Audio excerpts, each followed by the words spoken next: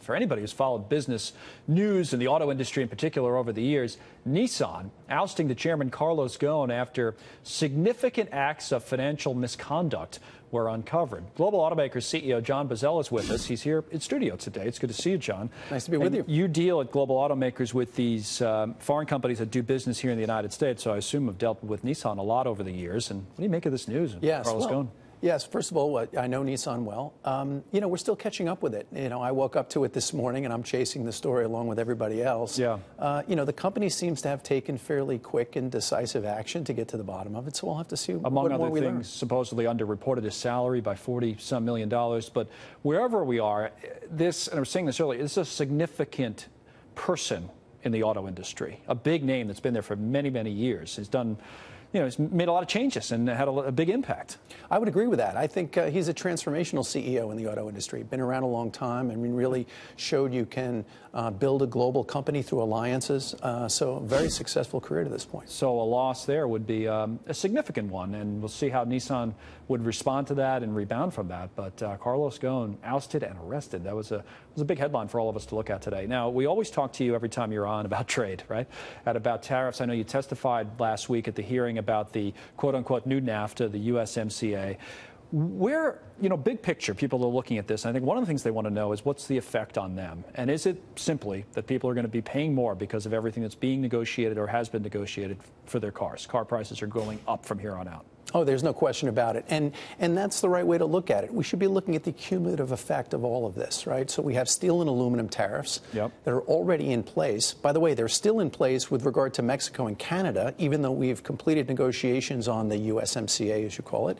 And that's already increasing the cost of production of cars in the United States. Some people estimate that number to be as much as $400 a vehicle. So at some point... On all vehicles, by the way, or just the foreign-owned companies that operate here that you deal with? So this is a great question. On every vehicle, it's the price of U.S. milled steel that's going up. In other words, the U.S. companies have protection in the form of these tariffs against foreign steel, and so they're raising prices. This is affecting everybody. And frankly, whether you're GM or Ford or Toyota, you're using primarily U.S. steel for your U.S. production. And the genie's kind of out of the bottle on a lot of this. I know they can maybe make some changes and some concessions. There's a lot that still needs to be done, certainly with regard to China and to some extent with Europe. But what's your strategy? Usually you're down there in Washington trying to convince people to act in the interest of your clients, right? So that's the way you look at it and say, hey, we need policy that's going to put us in a better position to do business, plain and simple. What's that argument now? Yeah, the argument is we need more trade and more trade talks, not barriers to trade. Our future in the U.S. auto industry is in exports. We're at 17 million units of annual sales. That's probably a peak. We don't really know what the other side of that peak looks like. Our opportunity is exporting more vehicles. We exported 2 million cars and trucks made by Americans last year to countries all around the world. When you say made by Americans, that doesn't necessarily mean Ford and GM. That's right. Made by Americans at a BMW plant in South Carolina or something like that. Yeah, that's right. Half the cars built in this country are built by companies like Toyota and Honda and Nissan and Kia, Hyundai, and the rest. Sounds like you're losing that argument, to be frank. I mean, the way every headline that we get out of Washington or the administration is, no, there's going to be more of this. We've got to. They've been treating us unfairly for years. They being, say, Europe. Is there any truth to that, by the way, that something needed to be changed?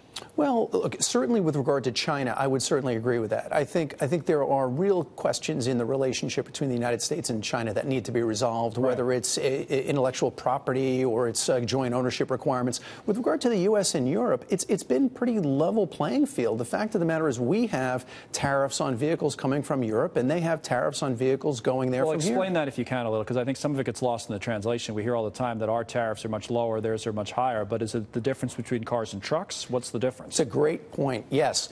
Their tariff is 10% on everything we send over there, cars and trucks. Here, we have a 2.5% tariff on passenger cars. But on pickup trucks, it's 25%.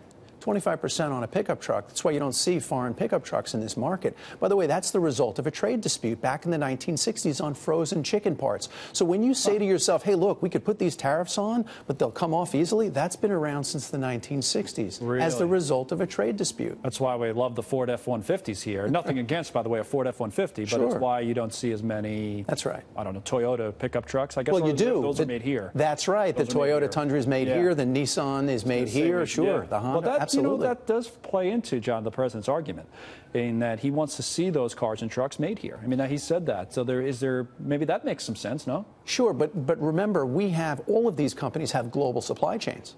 And so we want to make sure that we have access to parts from all around the world because they go into U.S.-made vehicles. The most American vehicle by government statistics about parts components, parts percentages, it's a Honda Odyssey made in Alabama. It's got about 25% foreign content in it. So that's what the industry looks like today. I don't think a lot of people know that, but I guess they do now. John, thanks for coming in. It's always good to see you. We'll stay on top of these issues.